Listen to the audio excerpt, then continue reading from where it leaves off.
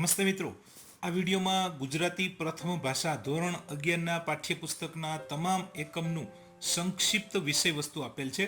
એટલું જ નહીં, પણ એની સાથે સાથે વિષય વસ્તુના અંતે આવતું વ્યાકરણ, જેમ કે શબ્દાર્થ, કે જે સમાનાર્થી શબ્દમાં પણ પૂછાય છે. આ સિવાય રૂઢિપ્રયોગ, શબ્દ સમૂહ માટે એક શબ્દ વગેરે પણ લીધેલ છે, જે ખાસ ઉપયોગી બનશે. આ વિડીયોની મદદથી તમે પ્રિલિમ પરીક્ષામાં MCQ પ્રશ્નોના પણ જવાબ આપી શકશો અને ટાટની મુખ્ય લેખિત પરીક્ષામાં વર્ણનાત્મક પ્રશ્નોના જવાબ પણ તમે લખી શકશો. ઘણી મહેનત પછી આ વિડીયો આપ સૌ માટે બનાવેલ છે, તો સમય કાઢીને ખાસ એન્ડ સુધી જોઈ લેજો. વધુ સમય ન લેતા લેટ્સ સ્ટાર્ટ વિડીયો.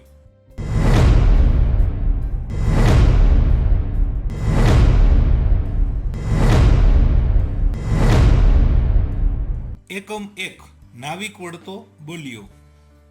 આ એક પદ છે, કાવ્ય છે, જેના રચયિતા છે કવિ ભાલણ. ભાલણનું અન્ય નામ પુરુષોત્તમ હતું. જ્ઞાતિએ મોઢ બ્રાહ્મણ હતા. અટક ત્રવાડી હતી. એમનું વર્તન પાટણ હતું. સંસ્કૃત તેમજ વ્રજ ભાષાનું જ્ઞાન ધરાવતા હતા. ગુર્જર ભાષા તરીકે ગુજરાતી ભાષાને ઓળખાવનાર ભાલણે ગુજરાતી કવિતામાં કડવાબદ્ધ આખ્યાનોનો સ્થિર પાયો નાખવાનું કાર્ય કર્યું છે. એમના આખ્યાનોની વિશેષતાને લીધે જ તે આખ્યાનના પિતા તરીકે ઓળખાય છે. નળાખ્યાન, જાલંધર આખ્યાન, ધ્રુવ આખ્યાન, ચંડી આખ્યાન, મૃગ્યાખ્યાન, રામ વિવાહ જેવા આખ્યાનો તેમણે રચેલા છે. આ કાવ્યમાં વાલ્મીકી રચિત રામાયણનો કેવટ પ્રસંગ છે. અયોધ્યાથી વનવાસ દરમિયાન રામને નદી ઓળંગવા હોડીની જરૂર પડે છે, જેમાં નાવિક છે એ લક્ષ્મણ અને સીતાને નાવમાં બેસાડવા માટે તૈયાર છે, પણ રામને નાવમાં બેસાડવાની ના પાડે છે. નાવિકે સાંભળ્યું છે કે ઋષિના શાપથી પથ્થર બનેલી અહલ્યા પણ રામના ચરણ સ્પર્શથી જીવિત સ્ત્રી બની ગઈ છે. હવે જો રામની ચરણ રજ હોડીને સ્પર્શે તો હોડી પણ સ્ત્રી બની જાય, એવી ભોળી સમજ નાવિકને મૂંઝવે છે. નાવિકને ઘેર એક સ્ત્રી એટલે કે એની પત્ની તો છે જ. હવે ચરણ સ્પર્શથી જો બીજી સ્ત્રી થાય, બંને સ્ત્રીઓનું ભરણ પોષણ તે કેવી રીતે કરે? અને બીજો પ્રશ્ન એ પણ છે કે આજીવિકાનું એકમાત્ર સાધન હોડી જ છીનવાઈ જાય. ગુરુ વિશ્વામિત્ર નાવિકની મૂંઝવણ દૂર કરવા વચ્ચેનો માર્ગ કાઢે છે. તે નાવિકને ગંગાજળથી રામના પગ ધોવાનું કહે છે, જેથી ચરણ રજ ધોવાઈ જાય, ચરણ સ્વચ્છ થાય અને હોડી સ્ત્રી બનતા બચી જાય. અને અંતે ભોળો નાવિક રામના પગ ધુએ છે અને સંતોષ પામે છે. આ કાવ્યમાં નાવિકનું ભોળપણ, પરોક્ષ રીતે શ્રીરામના ચરણ ધોવાની હોશિયારી, મધ્યસ્થી વિશ્વામિત્રની કુનેહ અને શ્રીરામનું માર્મિક હાસ્ય આ આખ્યાન ખંડને રસપ્રદ બનાવે છે. MCQમાં કે એક વાક્યમાં પૂછાઈ શકે એવા કેટલાક પ્રશ્ન જોઈએ. તો કયા કવિએ ગુજરાતી ભાષાને ગુર્જર ભાષા તરીકે ઓળખાવી છે? તો એ છે કવિ ભાલણ. ભાલણનું અન્ય નામ શું હતું? તો એ હતું પુરુષોત્તમ. આખ્યાનના પિતા તરીકે કોણ ગણાય છે? તો એ છે કવિ ભાલણ. કેટલાક મિત્રોને પ્રશ્ન થાય કે આખ્યાનના પિતા એ પ્રેમાનંદ છે, પણ પ્રેમાનંદ આખ્યાન કવિ શિરોમણી તરીકે ઓળખાય છે, આખ્યાનના પિતા નહીં. જ્યારે આખ્યાનના પિતા એવું સ્પષ્ટ શબ્દોમાં પૂછવામાં આવે તો જવાબ કવિ ભાલણ જ આવે. એટલે આ તફાવત પણ ધ્યાને લેવો. બીજો એક આવી રીતે આ પણ પ્રશ્ન બની શકે છે કે નીચેનામાંથી કયું આખ્યાન કવિ ભાલણનું નથી? જેમાં આવા કેટલાક ઓપ્શન હોય: નળાખ્યાન, જાલંધર આખ્યાન, ધ્રુવ આખ્યાન કે મદાલસા આખ્યાન. તો આમાં જવાબ આવશે મદાલસા આખ્યાન, કારણ કે એ પ્રેમાનંદનું છે. નાવિકના મનનું સમાધાન કોણ કરે છે? તો એ છે વિશ્વામિત્ર. હવે આખ્યાન સ્વરૂપ વિશે જોઈએ તો આખ્યાન એ મધ્યકાલીન સાહિત્યનું પ્રમુખ સાહિત્ય સ્વરૂપ છે. જે જમાનામાં લોકો પાસે મનોરંજનનું કોઈ પણ સાધન નહોતું, ત્યારે લોકોની જ ભાષામાં ગાઈ શકાય કે સાંભળી શકાય એવા રાગ રચાયેલા આખ્યાનોએ મધ્યકાલીન ગુજરાતીની સેવામાં અમૂલ્ય ફાળો આપ્યો છે. આપણી પ્રજાના ધર્મ, સંસ્કાર તથા ભક્તિભાવ આ આખ્યાનોએ જાગૃત રાખ્યા છે. આમાંથી લેખિત પરીક્ષા માટે 2 કે 4 ગુણના પ્રશ્નમાં આવા પણ પ્રશ્નો હોઈ શકે છે, જેમ કે નાવિક વળતો બોલ્યો કાવ્યમાં નાવિકે શું વાંધો ઉઠાવ્યો? નાવિકે અગાઉ કઈ બાબતના મહિમા વિશે સાંભળ્યું છે? નાવિકની મૂંઝવણનો વિશ્વામિત્ર શું ઉપાય સૂચવે છે? નાવિકે રામના ચરણ શા માટે પખાડ્યા? નાવિકે રામને હોડીમાં બેસાડવાની ના શા માટે પાડી? આ બધા પ્રશ્નોના જવાબ તમે આપી શકશો, કારણ કે વિષય વસ્તુ સારાંશમાં આ જવાબ આવી જ ગયા છે. તો આવી રીતે તમે પ્રિલિમના એમસીક્યુના પ્રશ્નો પણ જવાબ આપી શકો. જ્યારે મુખ્ય પરીક્ષામાં લેખિત પરીક્ષામાં જો આમાંથી પ્રશ્નો પૂછાય તો એના પણ જવાબ તમે લખી શકો છો. આ એક ઉદાહરણ તરીકે એકમમાં આપેલા છે. હવે જોઈએ એકમ 2, જેનું નામ છે પોસ્ટ ઓફિસ. આ એક નવલિકા છે જેના લેખક છે ધૂમકેતુ, એટલે કે ગૌરીશંકર ગોવર્ધનરામ જોશી. એમનો જન્મ 1892માં જલારામ બાપાની તપોભૂમિ એવા વીરપુરમાં થયો હતો. બાળપણમાં એનું નામ ભીમદેવ હતું. ટૂંકી વાર્તાના ક્ષેત્રમાં એમનો મહત્વનો ફાળો રહ્યો છે. એમની વાર્તા પોસ્ટ ઓફિસનું અંગ્રેજી અનુવાદ ઓક્સફર્ડ યુનિવર્સિટીએ ધ લેટર નામે પ્રસિદ્ધ કરેલ છે, જેને વિશ્વની શ્રેષ્ઠ 10 વાર્તાઓમાં સ્થાન મળ્યું છે, જે આપણા માટે ખરેખર ગૌરવની વાત કહેવાય. પોસ્ટ ઓફિસ એ તણખા મંડળ વાર્તા સંગ્રહમાંથી લીધેલ છે. સર્જક સાથે જોડાયેલી કેટલીક ખાસ વિશેષતાઓ, જેમાંથી પણ આઈએમપી પ્રશ્નો બની શકે છે.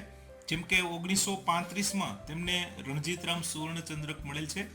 1953માં નર્મદ ચંદ્રક પણ મળેલો છે. આ વાર્તાનું વિચાર બીજ ગોંડલની એક જૂની પોસ્ટ ઓફિસ પરથી સત્ય ઘટના ઉપર લખાયેલ વાર્તા છે. આ ફોટો વાર્તામાં દર્શાવેલ પોસ્ટ ઓફિસનો છે, જે હાલમાં ગોંડલમાં અહીંયા દર્શાવેલ હાલતમાં જોઈ શકાય છે. આ વાર્તા અલી ડોસો અને તેની સાસરે વડાવેલ દીકરી મરિયમ એમની વચ્ચેના સંવેદનાના સંબંધની સાચી ઘટના હતી. ગોંડલ રાજમાં કોચમેન તરીકે નોકરી કરતો અલી શિકારી પણ હતો. ધીમે ધીમે અભ્યાસમાં એ એવો કુશળ બન્યો કે કાબરચિત્રા તેતર ઉપર અલીની નજર પડે કે તરત જ એના હાથમાં તેતર આવી જ ગયું હોય. એની પાસેથી શિકાર બચી શકતો નહોતો. એની દીકરી મરિયમ પરણીને સાસરે ગઈ. એના જમાઈને પંજાબમાં લશ્કરમાં નોકરી હતી, તેથી તે પણ સાથે ગઈ હતી. દીકરીના વિયોગ પછી અલી ડોસાએ શિકાર છોડી દીધો હતો. અલી ડોસો તેની દીકરીને સાસરે વળાવ્યા પછી કોઈ વાવડ ન હોવાથી, એટલે કે કોઈ સમાચાર ન હોવાથી, તે દીકરી મરિયમની ચિઠ્ઠી આવી કે નહીં એ પૂછવા માટે આ જૂની પોસ્ટ ઓફિસે દરરોજ આવતો.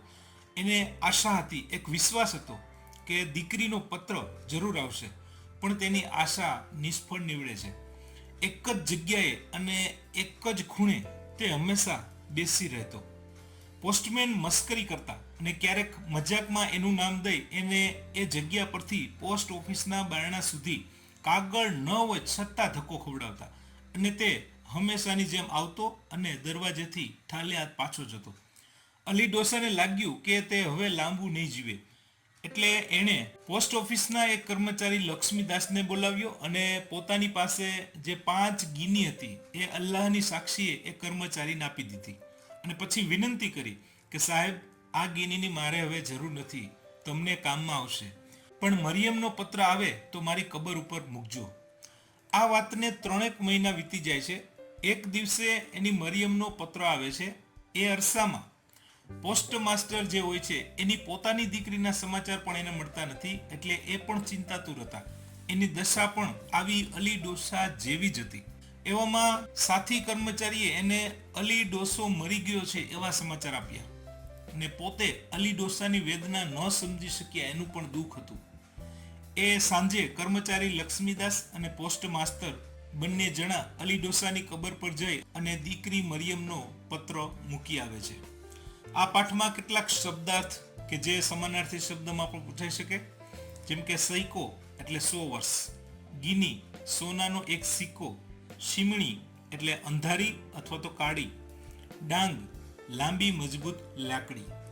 ત્યાર પછી રૂઢિપ્રયોગ, નસે નસમાં ઉતરી જવું, જીવનમાં વણાઈ જવું, મગજ ચસકી જવું, ગાંડા થઈ જવું અથવા મગજ ઠેકાણે ન રહેવું, કર્યા ભોગવવા, કરેલા કર્મનું ફળ ભોગવવું, પુરાણ નીકળવું, એક વાતના સંદર્ભમાં બીજી વાતો નીકળવી, તપી જવું, ગુસ્સે થવું, આંખ ફાટી જવી, અવાચક બની જોઈ રહેવું, આકુળ વ્યાકુળ થવું, ખૂબ ગભરાઈ જવું, મન ભ્રમમાં પડવું, વહેમ કે શંકા થવી, સ્થાનકમાં દોષ કરવો, દેવસ્થાનમાં પાપ કર્મ કરવું, દિગ્મૂઢ બની જવું, નવાઈ પામવું, વાત વાળી લેવી, વાતનો વિષય બદલી નાખવો. તો આ હતા રૂઢિપ્રયોગ.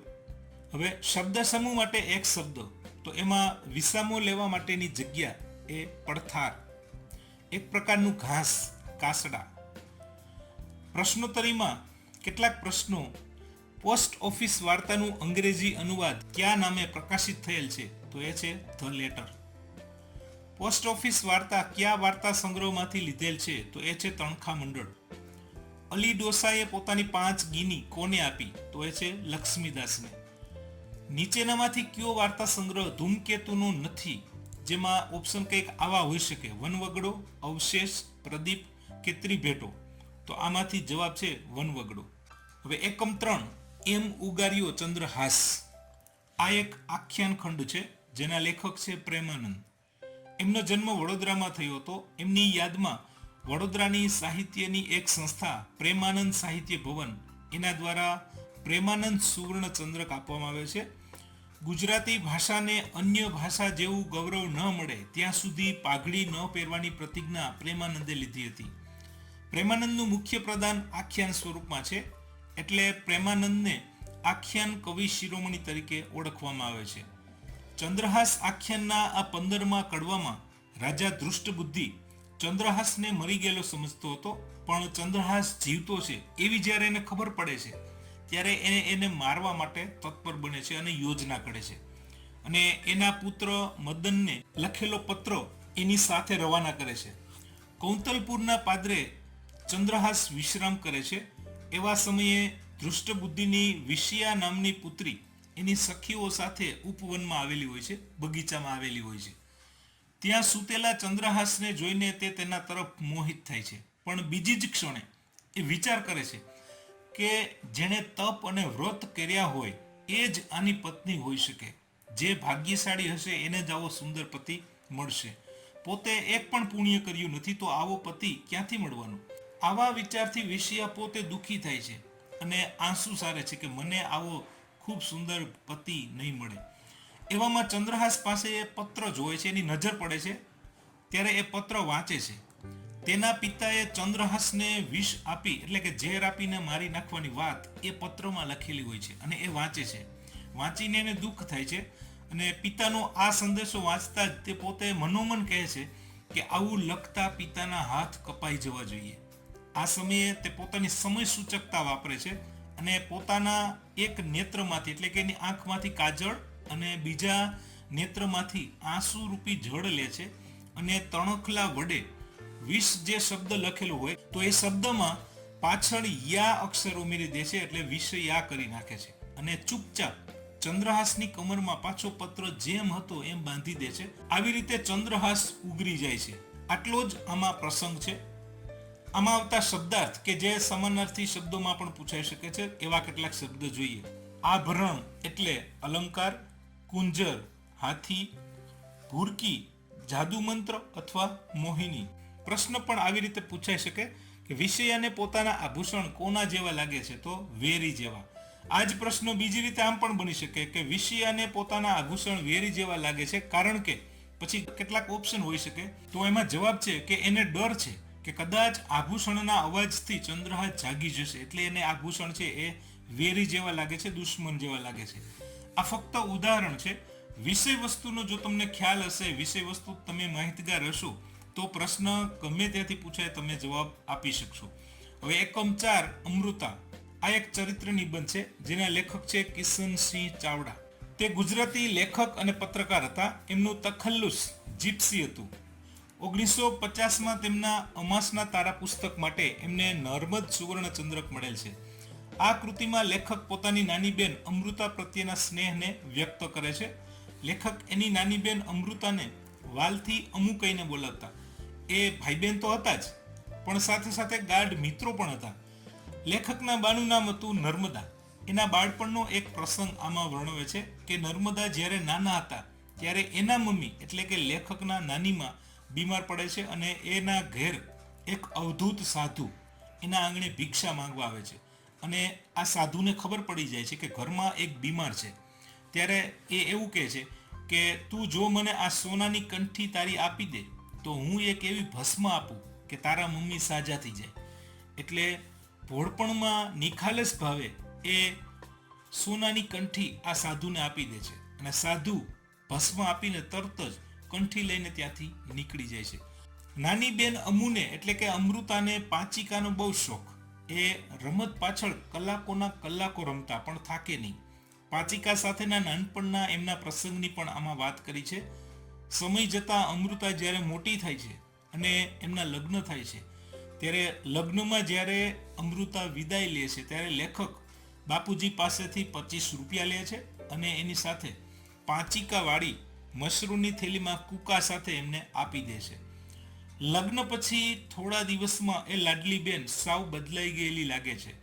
એ હસતો ચહેરો, મસ્તીખોર આંખો, એ બધું જાણે ગાયબ થઈ ગયું એવું લાગે છે.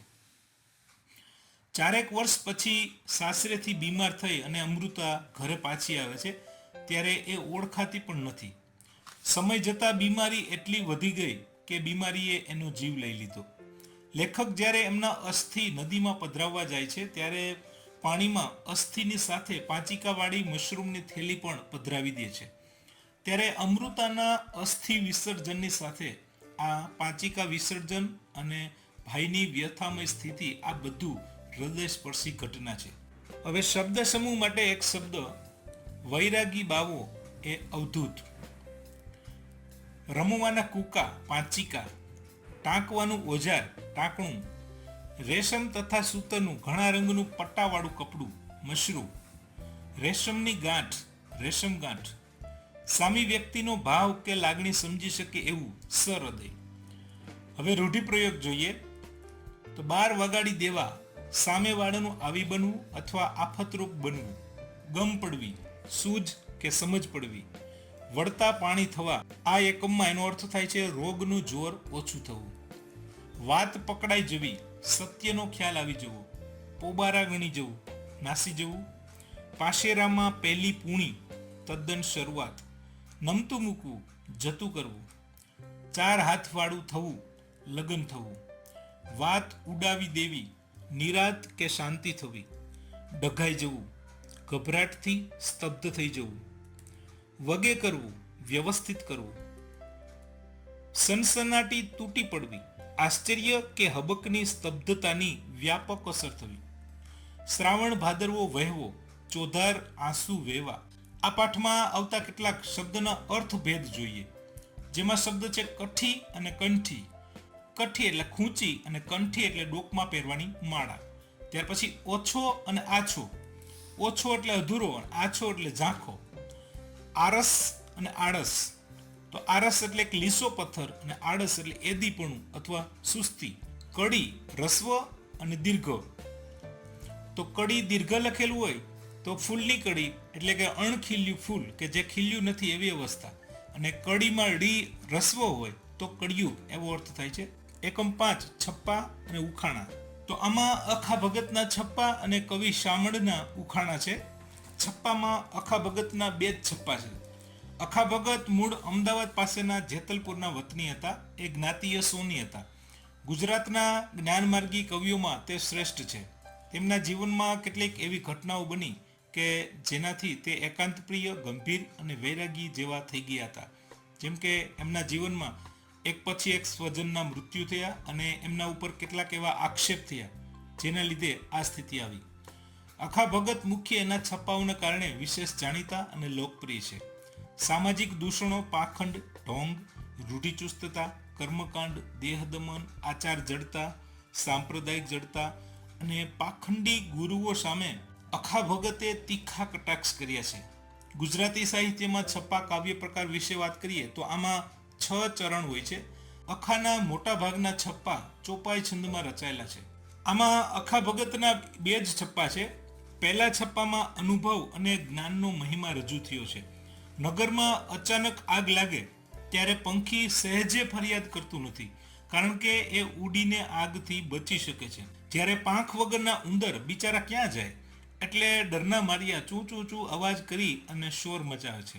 એની પાસે પાંખ નથી એટલે એનામાં પંખીની જેમ ઉડવાની તાકાત નથી.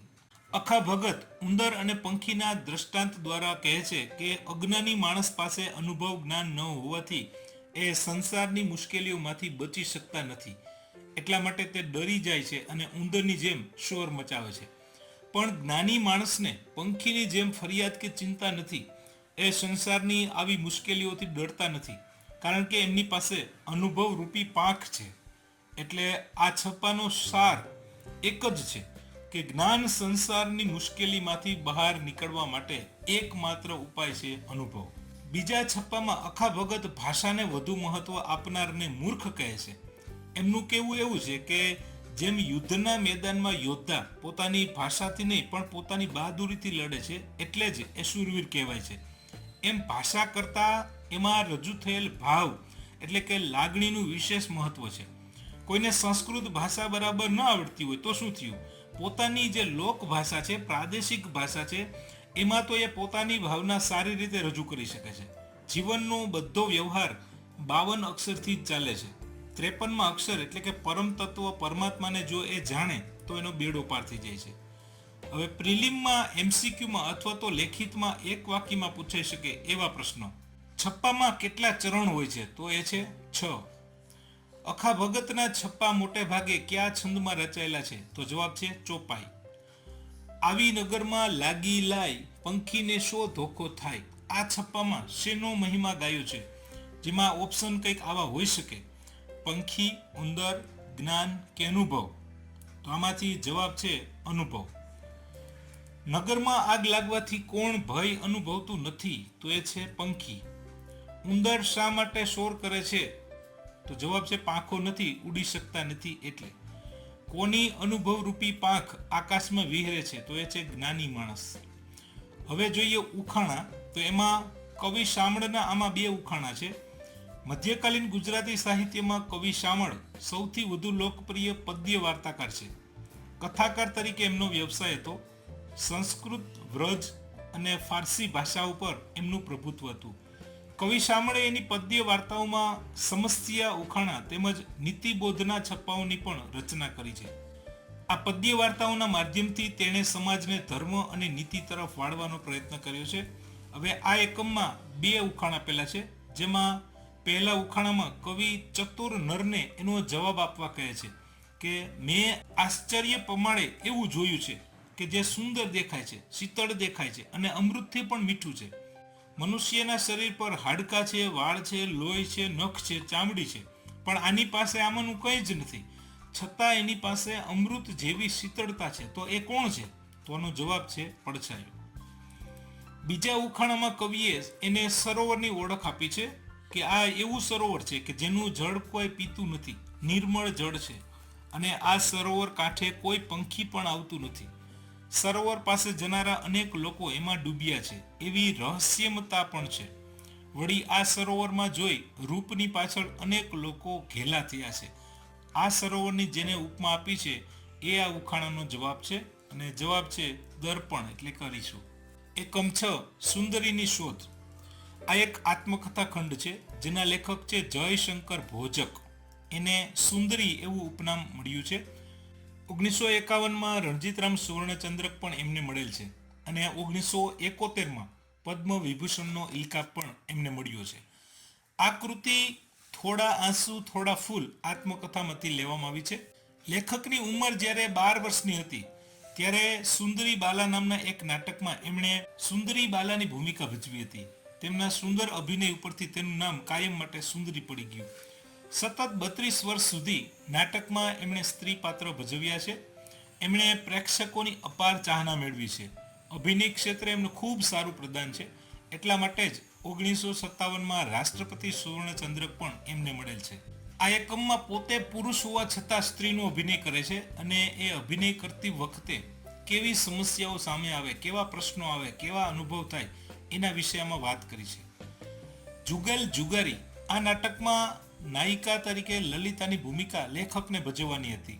એટલે એ રોલને વધુ સારી રીતે કેવી રીતે ભજવી શકાય, લેખક સતત એની ચિંતામાં હતા. એવામાં જ બાબુભાઈ શેઠના ઘેર એમને એક યુવતીનો સંપર્ક થાય છે. આ યુવતી બાબુભાઈ શેઠના સંબંધીના પત્ની થવાના હતા. આ યુવતીના વ્યક્તિત્વની છાપ લેખક ઉપર સારી પડે છે. એમના પહેરવેશ, વાતચીત, એમનું સ્મિત, એમની બોલચાલની ટેવ અને વાકછટા વગેરે લેખકને ખૂબ ગમી જાય છે અને લેખક લલિતાના પાત્રને જેવી રીતે રજૂ કરવા માંગતા હતા એવું જ એમને એનામાંથી મળ્યું. લેખક એની સાથે વાત પણ કરે છે અને વાતચીત દરમિયાન એમના વ્યક્તિત્વની વધુ નજીક આવે છે.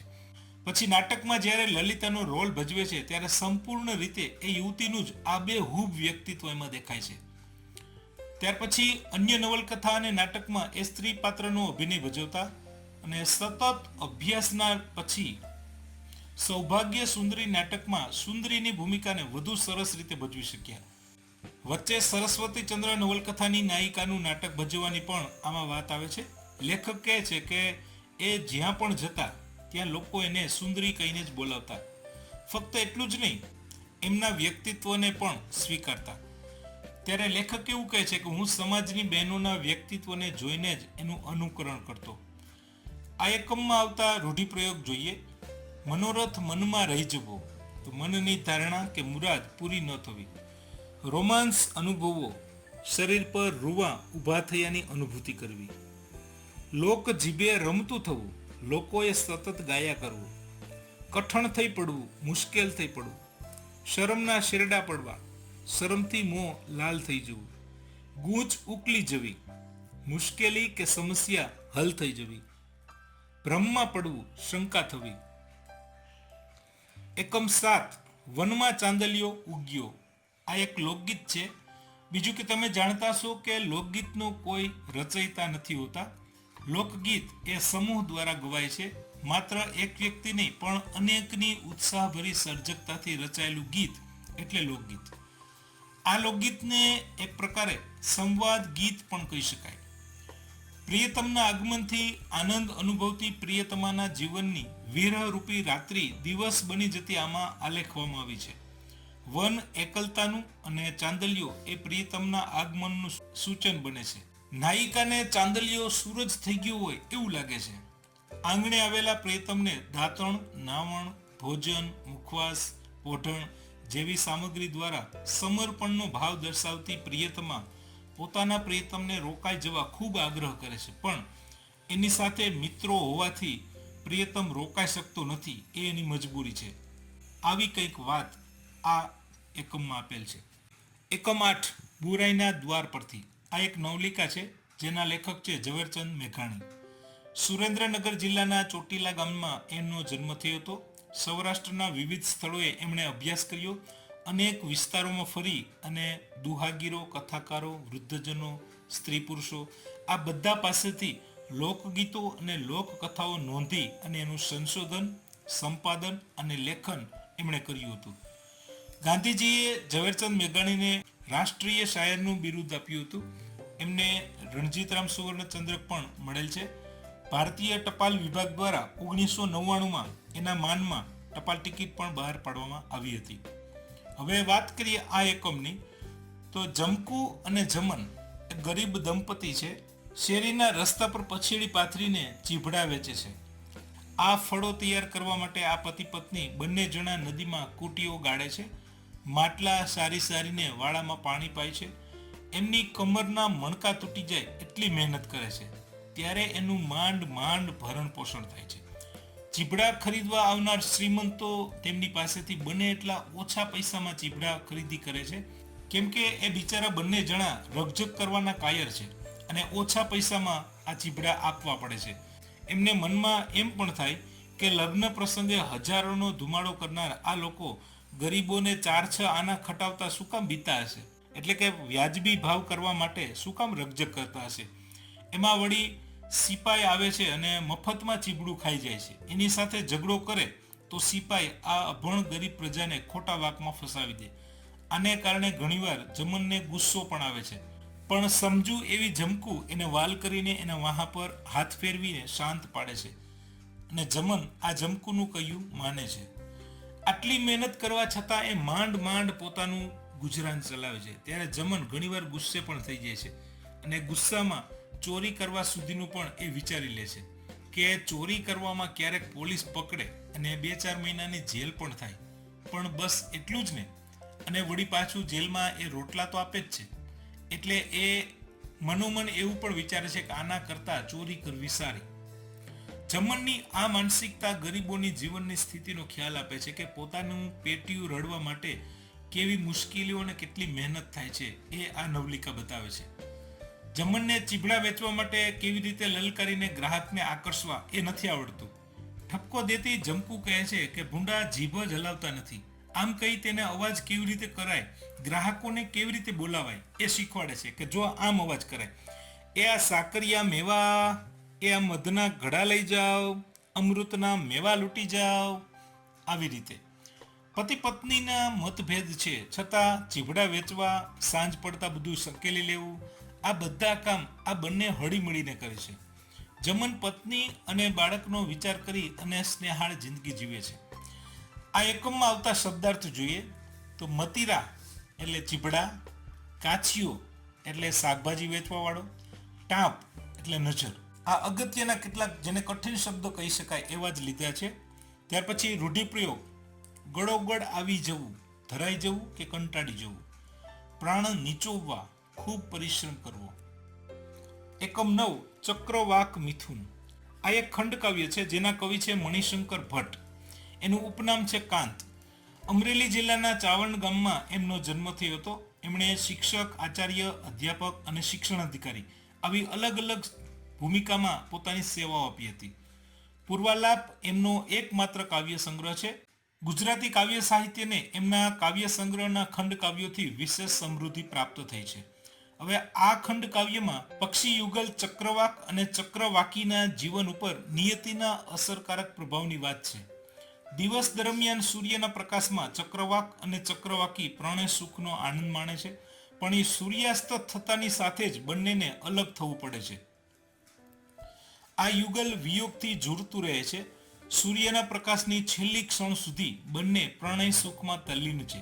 તેમને પ્રણયની તૃપ્તિ થતી નથી કે પ્રણયની અભિલાષા પણ ઓછી થતી નથી, અને સંધ્યા થતાં જ બંને એકબીજાના વિરહમાં ટળવળે છે.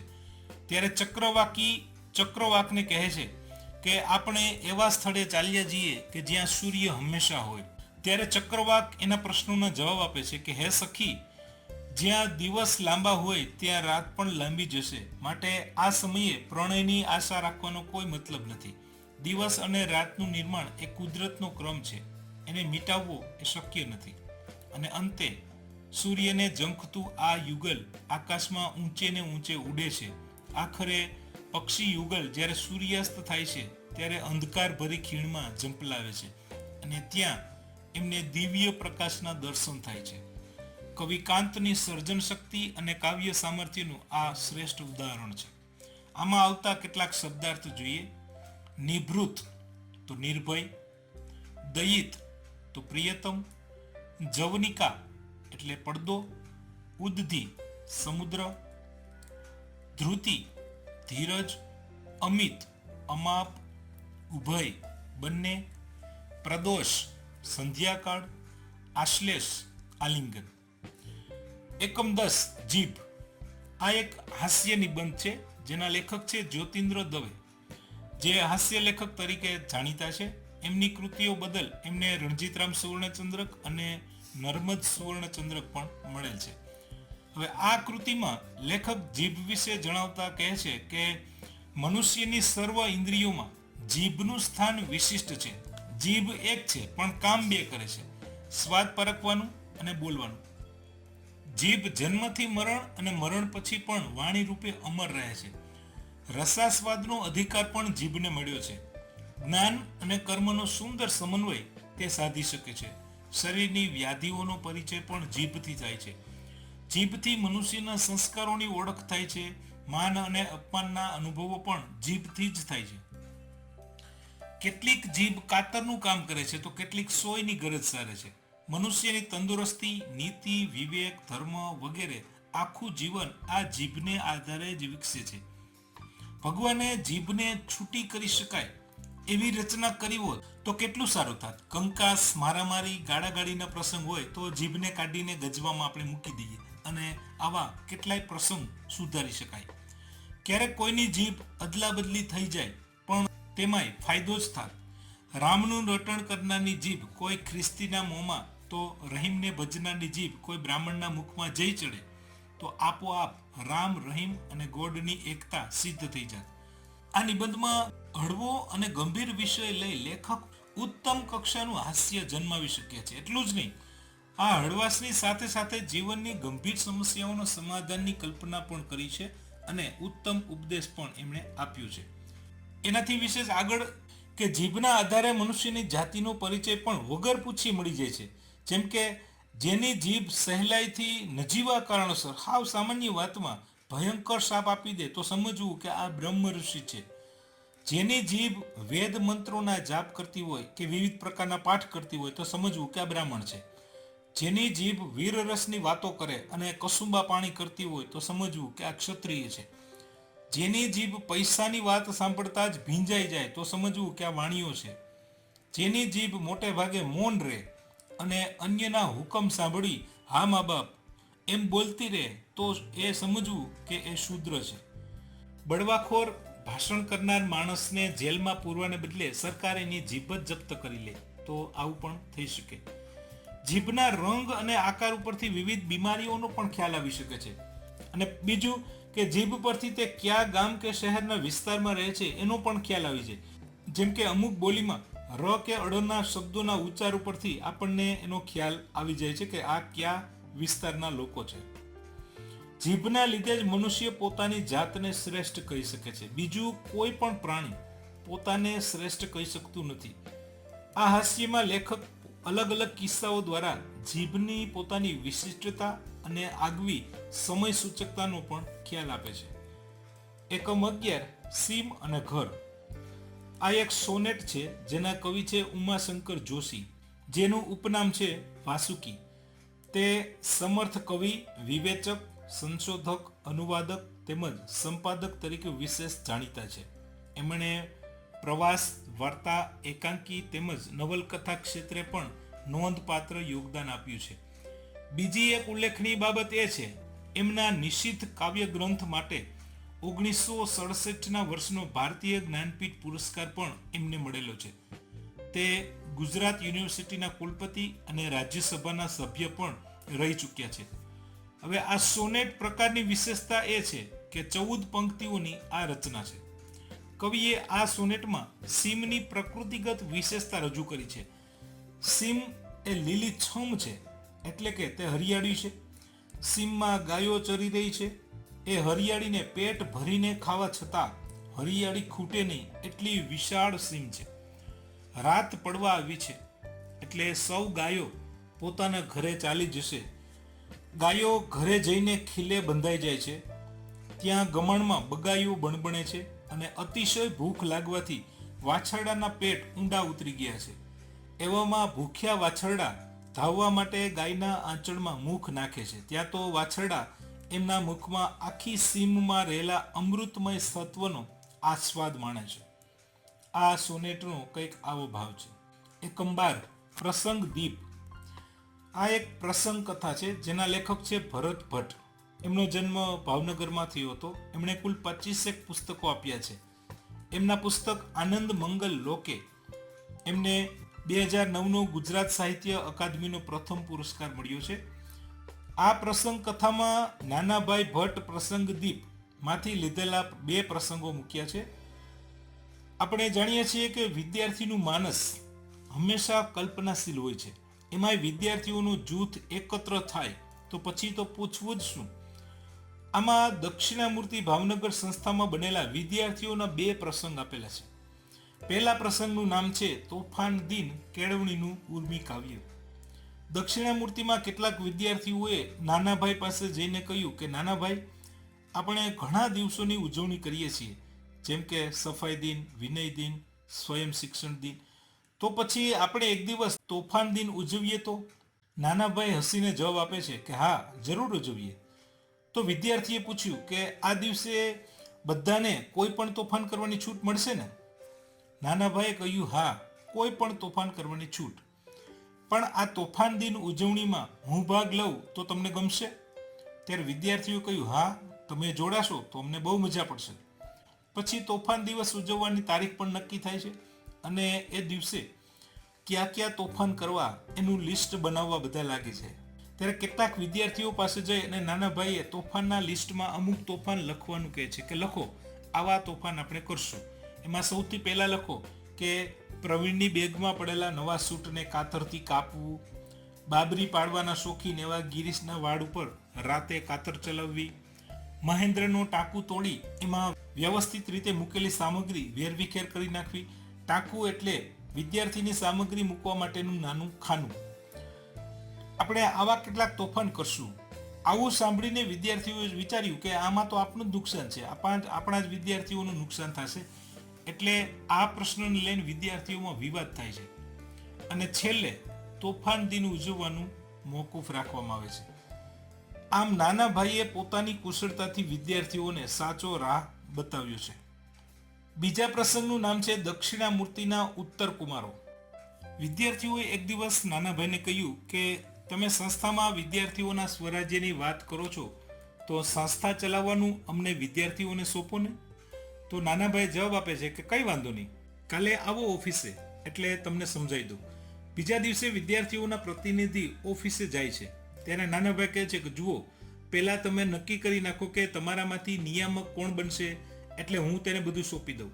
પછી હિસાબનીશ કોણ બનશે, મકાન બાંધકામનું કોણ સંભાળશે, પ્રકાશન વિભાગ કોણ સંભાળશે, મુખ્ય ગૃહપતિ કોણ બનશે વગેરે તમે નક્કી કરી રાખો. પછી નાનાભાઈ વિદ્યાર્થીઓને એમ પણ કહે છે કે તમે સરવૈયોને સિલક તપાસી લો. પગારની તારીખ નજીક આવે છે, તેથી પૈસા છે કે નહીં એ પણ જાણી લો અને પગાર માટે તેમજ બીજા અન્ય છૂટક કામ માટે ખૂટતી રકમ ક્યાંથી મેળવવી એ પણ વિચારો. ત્યારે વિદ્યાર્થી જવાબ આપે છે કે અમે પૈસા ક્યાંથી લાવીએ, પૈસા લાવવાની જવાબદારી તમારી, બાકી બધું અમે સંભાળીશું. તો નાનાભાઈ કહે છે કે તો સંસ્થા મેં ચલાવી એમ કહેવાય. સંસ્થા ચલાવવી એ કઈ નાની સૂની વાત નથી. જરા કડક અવાજે નાનાભાઈ કહે છે સંસ્થા ચલાવવી છે ને, ત્યારે બધા વિદ્યાર્થી ચૂપ થઈ જાય છે અને ધીમેથી ઓફિસની બહાર નીકળી જાય છે. આમ સંસ્થા ચલાવવાનો વિચાર અંતે મોકૂફ રહે છે. આમાં આવતા કેટલાક રૂઢિપ્રયોગો જોઈએ. ચાલ ચાલવી, યુક્તિ પ્રમાણે અમલ કરવો, ભાજી મૂળા માનવા, વાતને સરળ જાણવી, વળાંક આપવો, મરોડ આપવો, ગેલમાં આવી જવું, આનંદિત થઈ જવું, જીભ ફેરવવી, ખાવાની ઈચ્છા થવી, શકંજામાં લેવું, પકડમાં લેવું, દિશા મળી જવી, ઉપાય કે રસ્તો મળી જવો, ગંધ ન આવવી, શંકા ન આવવી, મજા મરી જવી, આનંદ ન રહેવો. એકમ 13 પરાજયની જીત. આ એક ખંડકાવ્ય છે જેના કવિ છે પ્રહલાદ પારેખ. એમનો જન્મ ભાવનગરમાં થયો હતો અને તેના ઘડતરમાં ભાવનગરની દક્ષિણામૂર્તિ સંસ્થાનો મુખ્ય ફાળો રહ્યો છે. કવિએ આ ખંડમાં કલિંગના યુદ્ધને વિષય તરીકે નિરૂપણ કર્યું છે. મગધના રાજવી એવા અશોકે કલિંગ ઉપર આક્રમણ કરીને ભયંકર માનવ સંહાર કર્યો હતો અને વિજય મેળવ્યો હતો. શરૂઆતમાં અશોકના મનમાં વિજયનો ભાવ હતો, ગર્વ હતો. એણે જાતે પોતાની જીતને જોવા નગરીમાં પ્રવેશ કર્યો. કલિંગની ધરતી ઉપર ચારે બાજુ મૃતદેહ જોઈ અને એનું હૃદય કાપી ઉઠ્યું. એને થયું કે જાણે પોતાની વિજય ગાથા આ શબની લિપિમાં વાંચી રહ્યો છે. એ પોતાની જીતને સહન ન કરી શક્યો અને એને પસ્તાવો થયો. હજારો લોકોને મૃત્યુના ઘાટ ઉતારીને એમને મેળવેલા વિજય બદલ એને પસ્તાવો થાય છે. એના મનમાં મંથન ચાલ્યું કે આમાં મારી મહાનતા શું? જે જીતથી કંઈક નવીન સર્જન ન થાય એને જીત કઈ રીતે કહી શકાય? એને પોતાની જીતમાં પણ પોતાની હાર દેખાય છે અને તે ધર્મના શરણે જાય છે. હિંસાનો માર્ગ છોડીને અહિંસાનો માર્ગ અપનાવે છે. આમ જગતભરમાં કરુણા અને અહિંસાનો સંદેશ ફેલાવે છે. પાઠમાં આવતા શબ્દાર્થ: કૃતાંત યમ, કાળ કે મૃત્યુ, દીપ્તિ પ્રકાશ, દર્પ અભિમાન, અજંપો આંતરિક ઉચાટ, ઇંગિત એટલે કે ઈશારો કે સંકેત. એકમ 14 વાત એક શાપની. આ એક નવલિકા છે જેના લેખક છે મહેશ યાજ્ઞિક. કર્મનો હિસાબ દરેકે ચૂકવવો જ પડે છે. આ વિધાનનું સચોટ ઉદાહરણ આ નવલિકા છે. આ નવલિકાના નાયક છે રમણીકલાલ. એ એમના પૂર્વાર્ધમાં એટલે કે જીવનના પહેલાના સમયમાં ખૂબ સુખી હતા. 24 વર્ષની ઉંમરે તે ફોરેસ્ટ ઓફિસર થયા. એના લગ્ન થયા, એક દીકરો અને એક દીકરી એમ 2 સંતાનના પિતા થયા. એનું વઘઈમાં પોસ્ટિંગ થયું. એને રહેવા સરકારી બંગલો, નોકર ચાકર અને ડ્રાઈવર સાથે જીપ જેવી સુવિધા મળી. તેણે નોકરી દરમિયાન સાગના 2 નંબરના ધંધામાં પુષ્કળ કમાણી કરી. જુવાનીના જોશમાં તે ત્યાંની આસપાસના પ્રજા ઉપર ધાક જમાવવા માટે જીપ લઈને નીકળતા અને સૌને પોતાનો વટ બતાવતા. પણ રમણીકલાલનું પાછલું જીવન અત્યંત દુઃખ ભરેલું રહ્યું. લાકડાની નહીં પણ ડાળખા લઈને જતા ગરીબ શ્રમજીવી મજૂરને એમણે ચાબુક એટલી જોરથી ફટકારી કે તે મરી ગયો. શ્રમજીવી મજૂરની પત્ની કે જેનું નામ હતું લખી, એ પતિના મોતથી આ લખીએ કકડતી આંતરડીએ આ રમણીકલાલને શાપ આપ્યો. એ શાપના પરિણામે રમણીકલાલના પત્ની હાર્ટ એટેકથી મૃત્યુ પામ્યા. અમેરિકામાં ભણતા દીકરાને આંતરડાનું કેન્સર થયું. એની સારવારમાં રમણીકલાલની બધી કમાણી સાફ થઈ ગઈ, છતાં એ બચી શક્યો નહીં. જુવાન જોત જમાઈનું મૃત્યુ થયું. પોતાની દીકરીના સાસરામાંથી ફોન આવે છે કે તમે જલ્દી આવો, તમારી દીકરી દાઝી ગઈ છે. ત્યારે રમણીકલાલ તાત્કાલિક વેરાવળ જવા માટે ટ્રેનમાં બેસે છે અને ટ્રેનમાં એક ભિખારણ ભીખ માંગવા આવે છે. ત્યારે આ ભિખારણને તે 100 રૂપિયાની કડકડતી નોટ આપે છે. આ નોટ આપવાનું અન્ય કોઈ કારણ નહીં, બસ એક જ કારણ છે કે આવા કોઈ ગરીબના આશીર્વાદ મળે અને દીકરીના થોડા શ્વાસ લંબાઈ જાય તો દીકરીનું મોઢું જોઈ શકે. આ વિચારે રમણીકલાલે ભિખારણને 100ની નોટ આપી હતી, છતાં પણ દીકરી બચતી નથી. આમાં આવતા રૂઢિપ્રયોગ જોઈએ. રફુ ચક્કર થઈ જવું, પલાયન થઈ જવું, મનનો ભાર હળવો થવો, મનમાંથી ચિંતા દૂર થવી, ખંભે હાથ મૂકવો, સાંત્વના આપવી, આંતરડી કકડવી એટલે અંતરનું દુઃખ ઉભરાવવું, ધાક જમાવવી, અંકુશ રાખવો કે ડર બતાવવો, કમાન છટકવી, ગુસ્સો આવવો, ખોપરી ફાટી જવી, મગજને નુકસાન પહોંચવું કે મૃત્યુ થવું. હવે એકમ 15 મારા ફળીના ઝાડવા 2 આ એક ગીત છે જેના કવિ છે કવિ દેવજી રામજી મોઢા. એનો જન્મ પોરબંદરમાં થયો હતો. એનું ઉપનામ છે શિરીષ. શિક્ષણ ક્ષેત્રે એમણે લાંબો સમય સેવા આપી. એમને શ્રેષ્ઠ શિક્ષકનો રાષ્ટ્રીય એવોર્ડ પણ પ્રાપ્ત થયો છે. આ ગીતમાં કવિએ 2 વૃક્ષો વચ્ચેના વાર્તાલાપની કલ્પના કરી છે. નાયકના ફળિયામાં ઉગેલા 2 ઝાડવાઓમાંથી એક ઝાડ દૂરના જંગલમાં જવાની ઈચ્છા વ્યક્ત કરે છે.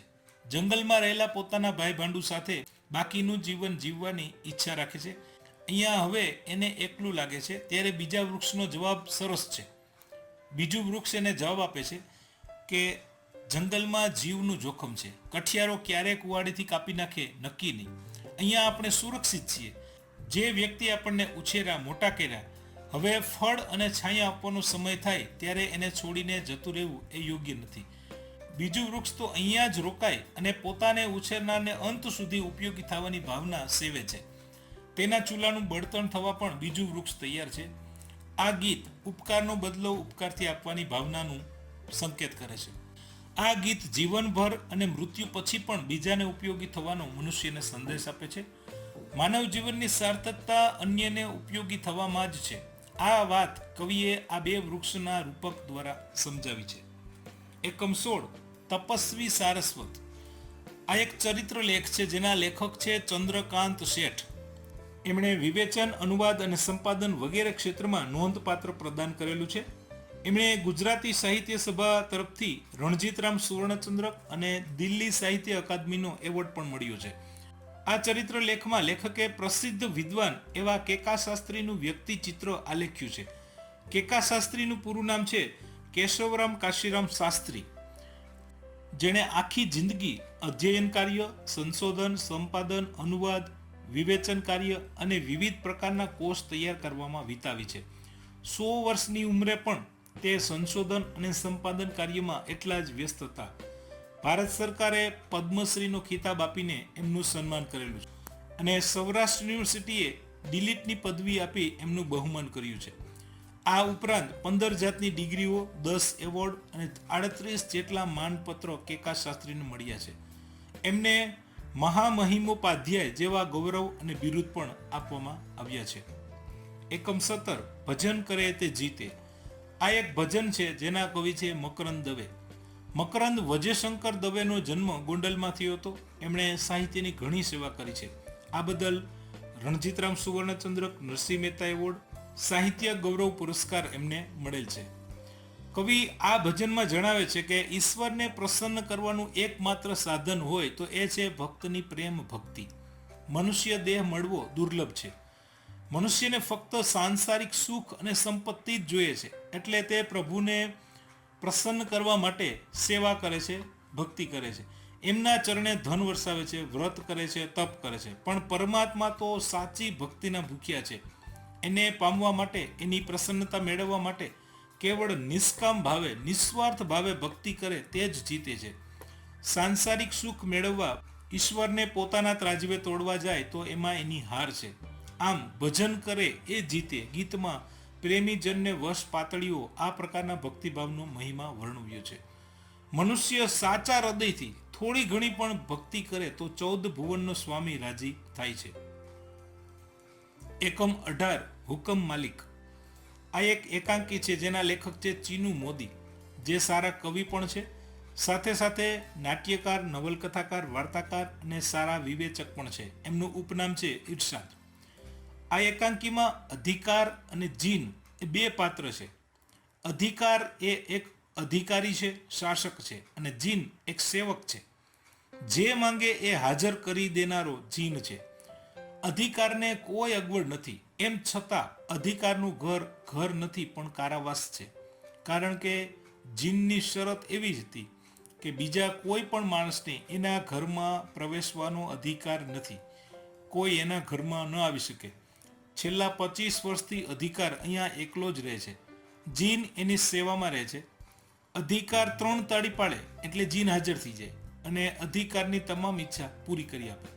હવે શરૂઆતમાં અધિકારને સારું લાગતું, પણ સમય જતાં એ સમય પસાર કરવાના પણ બહાના શોધે છે. હવે એ ઘર નહીં પણ જેલ જેવું લાગે છે. અધિકારને જિંદગીમાં કોઈ રસ નથી રહ્યો. અધિકાર સામાજિક જીવ છે અને સમાજની વચ્ચે રહેવા માંગે છે. પોતાના સુખ દુઃખમાં મિત્રોને સહભાગી કરવા માંગે છે, પણ કમનસીબે તેનો પનારો જીન સાથે પડ્યો છે. યંત્રની જેમ કામ કરનારો જીન તદ્દન લાગણી વગરનો છે. અધિકાર આ જીનથી કંટાળી ગયો છે.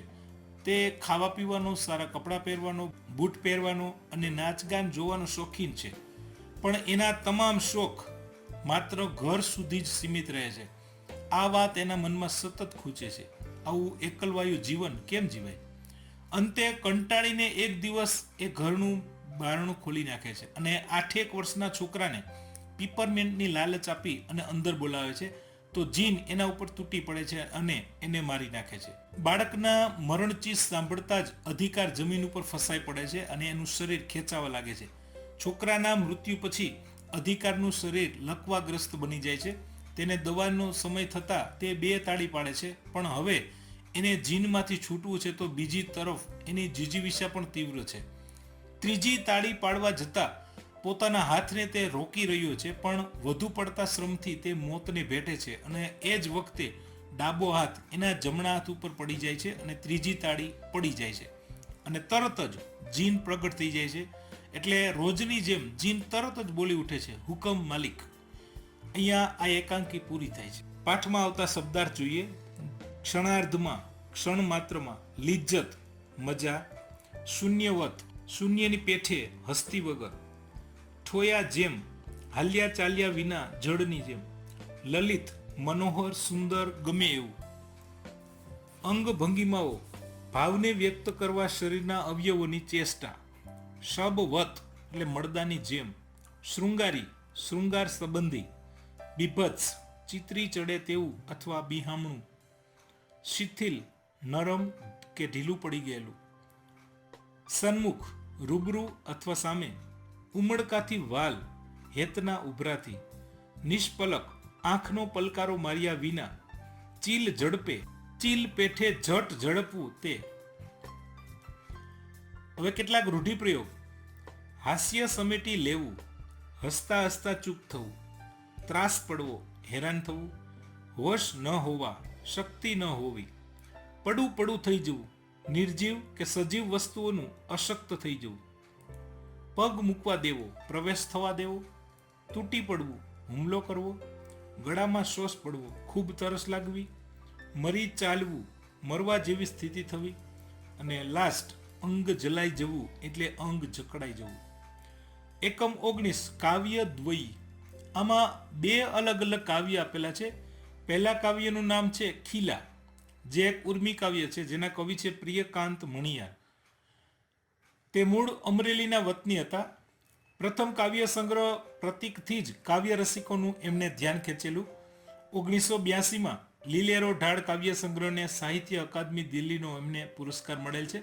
હવે અહીંયા રજૂ કરેલ કાવ્યની વાત કરીએ તો આ એક ઉત્તમ પ્રતિકાત્મક રચના છે. આ કૃતિ આ નભ ઝૂક્યુંમાંથી લેવામાં આવી છે અને આ કાવ્યના કેન્દ્રમાં ઈસુ ખ્રિસ્તને વધ સ્તંભ ઉપર ખીલે જડી દેવાની ઘટના છે. આ કાર્ય આમ જોઈએ તો અવિચારી અને અજ્ઞાની જનોના હાથે થયું હતું.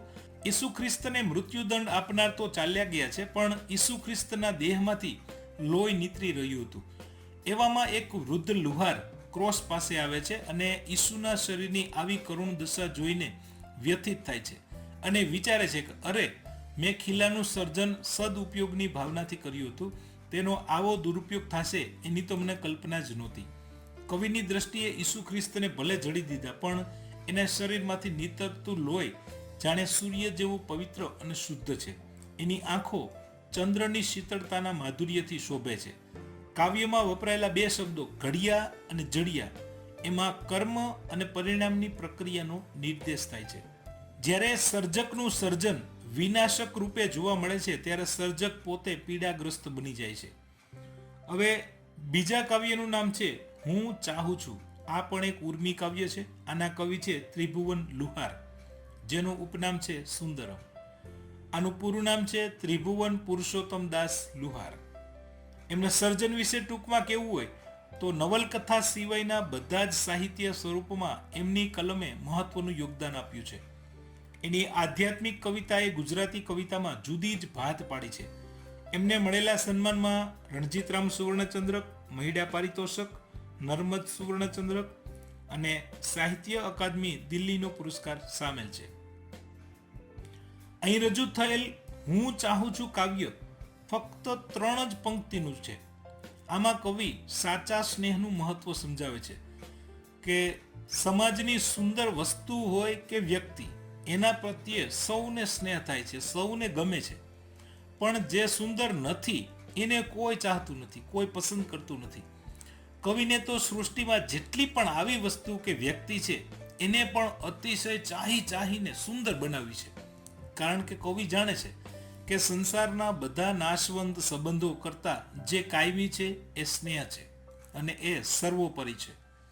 એટલા માટે કવિ આ કાવ્યમાં જીવનના રાગ દ્વેષ, ઊંચ નીચ, સુંદર અસુંદર વગેરેના દ્વંદ્વથી મુક્તિ મેળવવા માટે સાચા સ્નેહને સૌથી વધુ મહત્વ આપે છે, પ્રાધાન્ય આપે છે.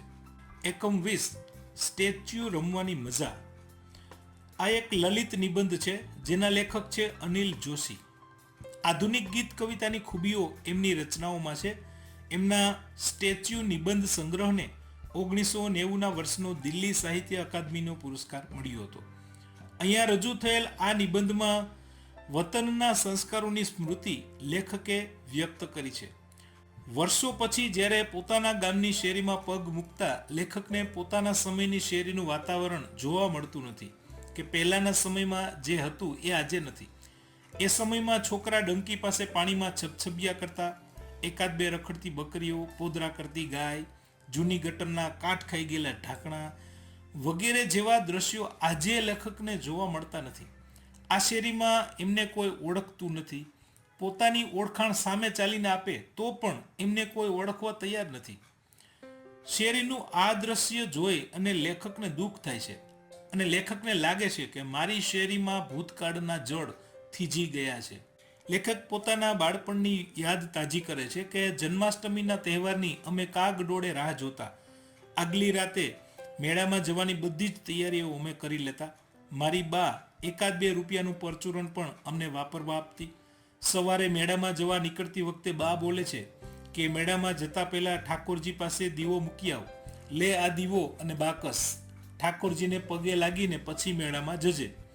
ત્યારે લેખક ઉતાવળમાં જલ્દી દીવો મૂકીને જલ્દી પગે લાગી અને તાત્કાલિક મિત્રો સાથે મેળામાં જવા નીકળી જાય છે. પછી સાંજે જ્યારે ઘરે આવે છે અને જોવે છે તો ઠાકોરજી પાસે મોરપીંછની સાવરણી, ગાદી, છત્ર અને વાઘા બળીને રાખ થઈ ગયા હતા. લેખકની દીવો બરાબર ન મૂકવાની નાની અમથી ભૂલના લીધે આ હોનારત સર્જાય છે. આવું કહીને બા એને ઠપકો પણ આપે છે અને એ દિવસથી લેખક બરાબર ઊંઘી શક્યા નથી. આ બધા પ્રસંગો આજે જાણે સ્ટેચ્યુ થઈને થીજી ગયા છે. બાળપણમાં ભેરુ સાથે સ્ટેચ્યુ બંધાવી ભેરુને સ્ટેચ્યુ કહીને એમને થીજાવી દેવાનો આનંદ એ લેતા હતા. ઝીણો ભરવાડ સ્ટેચ્યુ કહેવામાં ખૂબ જ ચપ્પળ હતો. એના મિત્રોએ એને સ્ટેચ્યુ કહીને થીજાવી દેવાના અનેક પ્લાન કરેલા, પણ એ સફળ થયા નહોતા. પણ અચાનક વીજળીનો કરંટ લાગતા ઝીણાનું વીજળીના થાંભલા સાથે ચોંટી જવાથી મૃત્યુ થાય છે. ત્યારે લેખકને થાય છે કે ઈશ્વરે પણ જાણે ઝીણાને સ્ટેચ્યુ કહી દીધું હોય એવું લાગે છે. આપણે ઈશ્વર સાથે પણ સ્ટેચ્યુ બંધાવ્યું છે અને ઈશ્વર સ્ટેચ્યુ કહેવામાં ઝીણા ભરવાડ જેવો જ ઉસ્તાદ છે.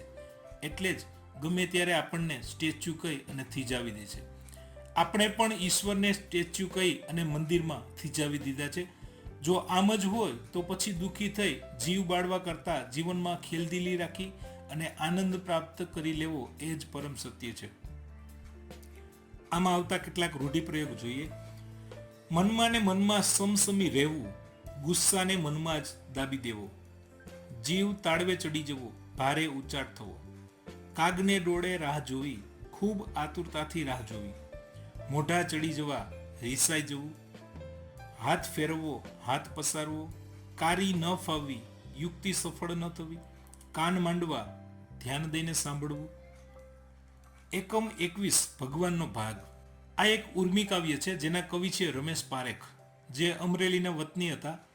7મા 8મા દાયકાના આપણા નોંધપાત્ર ઉત્તમ ગીત કવિ તરીકે રમેશ પારેખ ઉભરી આવ્યા છે. એની કવિતાનું રૂપ રોમેન્ટિક છે, એટલે જ તે પોતાની ઉત્તમ કાવ્ય રચનાઓ દ્વારા લોકપ્રિય થતા રહ્યા છે. એમને કુમારચંદ્રક, ઉમા સ્નેહ રશ્મિ પારિતોષક, નર્મદચંદ્રક, રણજીતરામ સુવર્ણચંદ્રક, સાહિત્ય અકાદમીનું પારિતોષક અને નરસિંહ મહેતા એવોર્ડ જેવા સન્માન મળ્યા છે. આમાં જે કાવ્ય રજૂ થયું છે એમાં એના કાવ્ય દ્વારા કવિ કહેવા માંગે છે કે આપણે જે કંઈ કમાઈએ છીએ એમાંથી એક ભાગ ભગવાનના નામે જુદો કાઢવો જોઈએ. નાનપણથી જ ભગવાનમાં શ્રદ્ધા હોય તો આપણને જીવનમાં જે કાંઈ મળે છે એ પરમાત્માની કૃપાનું જ ફળ છે એમ સમજાય છે. મોટા થઈ જીવનમાં ગમે એટલું કમાઈએ, સુખ સાહેબીમાં જીવીએ, આપણી પાસે ગમે તેટલી ધન દોલત હોય, પણ ફક્ત સ્વાર્થી ન બનીએ.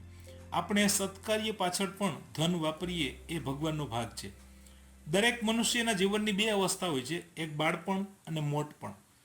બાળપણમાં તે નિર્દોષ હોય છે, તેને ભગવાનમાં શ્રદ્ધા હોય છે, વિશ્વાસ હોય છે, તે દરેક વાતમાં ભગવાનને આગળ રાખે છે. આ કાવ્યમાં બાળકો ચણી બોર, કાતરા, ચીભડા જે કાંઈ વીણીને લાવે છે, મેળવે છે, એ સૌ ભાગે પડતા વેચી લે છે. એમાં ભગવાનને પણ ભૂલતા નથી. તે માને છે કે ભગવાન રાતે છાનામાના આવીને પોતાનો ભાગ ખાઈ લેશે, પછી એ જોવા જતા નથી કે ભગવાને પોતાનો ભાગ ખાધો કે નહીં. કવિના મતે આ એક પ્રકારનું સત્કર્મ જ કહેવાય. પણ આ શ્રદ્ધા જેવા આપણે મોટા થઈએ ત્યારે રહેતી નથી. મોટા થઈએ એટલે ઘણું કમાઈએ, ઘણી સુખ સંપત્તિ મેળવીએ, પણ ભાગ પાડવાનો જેવો વખત આવે ત્યારે તે ભગવાનને ભૂલી જઈએ છીએ. ભગવાનનો ભાગ કાઢવો એટલે સત્કાર્ય કરવા એ સૌને અર્થ વગરના અને બિનજરૂરી લાગે છે. મોટા થતાની સાથે જ ઈશ્વર એક બાજુ હાસ્યમાં ધકેલાઈ જાય છે. એકમ 22 જમાના પ્રમાણે. આ એક નવલિકા છે જેના લેખક છે વસુબેન ભટ્ટ.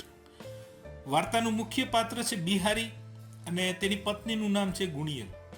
દીકરી નીલાના જન્મ પછી ગુણિયલ માંદી રહેતી, આથી બિહારીને માથે નાની દીકરી નીલાને સાચવવાની, નોકરી કરવાની અને ગુણિયલની સેવા ચાકરી પણ કરવાની, આવી ત્રણ જવાબદારીઓ આવી પડી હતી. આ સમય દરમિયાન નીલાનો જે રીતે ઉછેર કર્યો હતો એ પ્રમાણે નીલા એકદમ સાદાઈથી જીવન જીવતી હતી. નીલા જાડા ખાદીના ધાબળા જેવી સાડીઓ પહેરતી, કોઈને હળવા મળવા જતી નહીં, આખો દિવસ એકલી વાંચવું અને પિતાનું ધ્યાન રાખતી. જેના જીવનનો સમગ્ર રસ જાણે ઘર અને એના પિતામાં જ સમાપ્ત થઈ ગયો હતો. પત્ની ગુણિયલની આટલી સેવા ચાકરી કર્યા પછી પણ એની જિંદગીનો અંત આવે છે અને દુનિયામાં બાપ દીકરી એકલા પડી જાય છે. બિહારીએ નીલાને સારા સંસ્કાર તો આપ્યા, પણ નીલાને પરણાવવાનો જ્યારે સમય આવે છે ત્યારે નીલાનું અત્યંત સાદગીભર્યું જીવન એના લગ્ન માટે અવરોધરૂપ બને છે. આ જોઈને તે દુઃખી થાય છે. નીલાને જોવા માટે કેટલાય છોકરાઓ આવતા, સારા ઠેકાણા આવતા, પણ એનો જે પ્રતિભાવ મળે છે એ સાંભળીને એને દુઃખ થતું. છોકરાવાળા કહેતા કે છોકરી આમ તો સારી છે પણ જમાના પ્રમાણે રહેતા નથી આવડતું. કેવા કપડાં પહેરે છે, ઓઢે છે. સિનેમા નાટક વિશે તો કંઈ ખબર જ નથી પડતી. આજની છોકરીઓ જેવી નથી. દેખાવે સારી છે પણ એનાથી શું? યુવાનીમાં પણ વૃદ્ધ હોય એવી લાગે છે. આપણે કંઈ ઘરકામ કરવાવાળી નથી જોઈતી. પરિવાર સાથે બે ઘડી હસી બોલીને મન બહેલાવી ન શકે તો શું કામની? આ શબ્દો બિહારીની આંખો ખોલી નાખે છે. એને થાય છે કે જમાના પ્રમાણે રહેવું જરૂરી છે, પણ નીલાના સંસ્કાર એને એમ કરતા રોકે છે. અને છેલ્લે પિતાનું હૃદય ન દુભાય એટલે નીલા પોતાના મામાને ત્યાં જઈ જમાના પ્રમાણે રીતભાત શીખીને તૈયાર થઈને આવે છે. જેમ કે વાળ ઓળવાની સ્ટાઇલ, રેશમી સાડી પહેરવી, મોં પર પાવડર લગાવવો, હીલવાળા ચપ્પલ પહેરવા, સાજ શણગાર, મેકઅપ વગેરે. પણ આ બદલાયેલું નીલાનું નવું સ્વરૂપ જોઈને બિહારી એકદમ ચકિત રહી જાય છે. તે આ નવા સ્વરૂપને શોકેસની ઢીંગલી કહે છે અને છેલ્લે એ પોતાના શબ્દોમાં કહે છે કે નીલા, તને ગમે એ રીતે તું રહેજે, પહેલા જેવી હતી એ રીતે. અને અહીંયા આ નવલિકાનો અંત આવે છે. એકમ 23 સહી નથી. આ એક ગઝલ છે જેના કવિ છે જલન માતરી. એનું પૂરું નામ છે જલાલુદ્દીન સાઉદ્દીન અલવી. આ ગઝલના કેન્દ્રમાં શ્રદ્ધા અને બંદગી છે, એટલે કે પ્રાર્થના છે.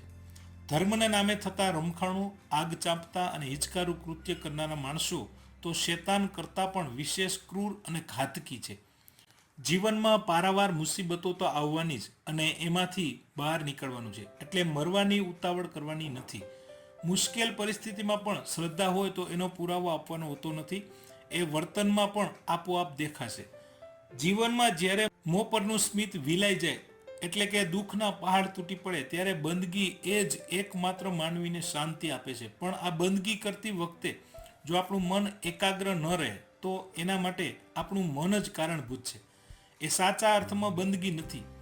જીવનમાં વ્યથા અને વેદના રૂપી ઠેસ વાગતાની સાથે માનવી મનથી ભાંગી પડે છે. ત્યારે શ્રદ્ધા જ માનવીને જીવવાની તાકાત આપે છે. એવા સમયે સ્થિર અને એકાગ્ર ચિત્તે ખુદાની બંદગી કરવી જરૂરી છે. એકમ 24 રેફરન્સ બુક. આ એક લઘુકથા છે જેના લેખક છે ઇજ્જત કુમાર ત્રિવેદી. લેખકે 200થી વધુ લઘુકથાઓ લખેલી છે. આ ક્ષેત્રમાં લેખકનું સ્થાન મહત્વનું રહ્યું છે. આ લઘુકથામાં માતૃપ્રેમની તીવ્ર ઝંખના અનુભવાય છે. એકદમ ગરીબીમાં પણ પોતાના પુત્રને ભણાવવાના અભરખા રાખનાર માતાના સ્નેહની અનુભૂતિ થાય છે. લેખકના બા જ્યારે વિધવા થયા ત્યારે એમના પર સંતાનોને ભણાવવાની જવાબદારી આવી પડી હતી. એમને પારકાના દરણા દરીને, કોઈના કપડાં ધોઈને કે પારકાના વાસણ ઉટકીને એમના દીકરા દીકરીને ભણાવેલા છે. શેઠિયાઓના ઘરે જે કાંઈ વધેલું ઘટેલું ખાવાનું મળ્યું હોય એ બંને સંતાનોને આવીને ખવડાવતી. એમના ખવડાવ્યા પછી જે કાંઈ વધ્યું હોય એ પોતે ખાતી. દીકરો ફાનસના અંજવારે વાંચતો હોય ત્યારે દીકરાને પાસે બેસીને બજર ઘસતી. તે અભણ હતી પણ દીકરાને ભણાવવાની ખૂબ ઈચ્છા હતી. ભણી ગણીને ડોક્ટર થયેલો દીકરો જીવનમાં બાના જેવો પ્રેમ ક્યારેય પામી શક્યો નથી. બાની ગેરહાજરીમાં એની કિંમત એને સમજાય છે. લેખકે બાની તપકીરની ડબલી એટલે કે બજરની ડબલી, દાંડલી તૂટી ગયેલા ચશ્મા અને જે સાડીના છેડાથી મરતી વખતે બાએ આંખના આંસુ લૂછ્યા હતા એ સાડી, અને જે ડબ્બામાં બા એના માટે ભાગ રાખી મૂકતી એ ડબ્બો, આ બધી વસ્તુઓ એક પોટલીમાં બાંધીને એક બેગમાં તાળું મારી અને આ બાની સ્મૃતિ લેખકે કાયમ માટે સાચવી રાખી હતી. જીવનમાં જ્યારે જ્યારે લેખકને માતાની જગ્યાનો ખાલીપો અનુભવાય છે ત્યારે માતાની સ્મૃતિ રૂપે સાચવેલી વસ્તુઓની પોટલી ખોલી અને લેખક બેસી જાય છે અને યાદ કરે છે. આ જોઈ અને ચીડાયેલી પત્નીના પ્રશ્નોનો ઉત્તર આપતા લેખક કહે છે કે આ પોટલીમાં મારા જીવનની રેફરન્સ બુક છે. રેફરન્સ બુક માત્ર અભ્યાસ માટે જ નથી હોતી, જીવનના અભ્યાસ માટે પણ હોય છે. પણ પત્નીને એ વાત સમજાવી શકે એમ નથી, અને પત્નીની સમસ્યા એ હતી કે પતિનો આ વસ્તુઓની પોટલી પ્રત્યેનો પ્રેમ એ સમજી શકતી નથી. તો મિત્રો, આ હતા ગુજરાતી પ્રથમ ભાષા ધોરણ 11ના પાઠ્યપુસ્તકના વિષય વસ્તુનો સારાંશ અને એના સંદર્ભમાં યથોચિત વ્યાકરણ. આશા છે વિડીયોમાં આપેલ માહિતીથી તમને ખ્યાલ આવી ગયો છે અને ક્યાંક તમને આ ઉપયોગી બનશે.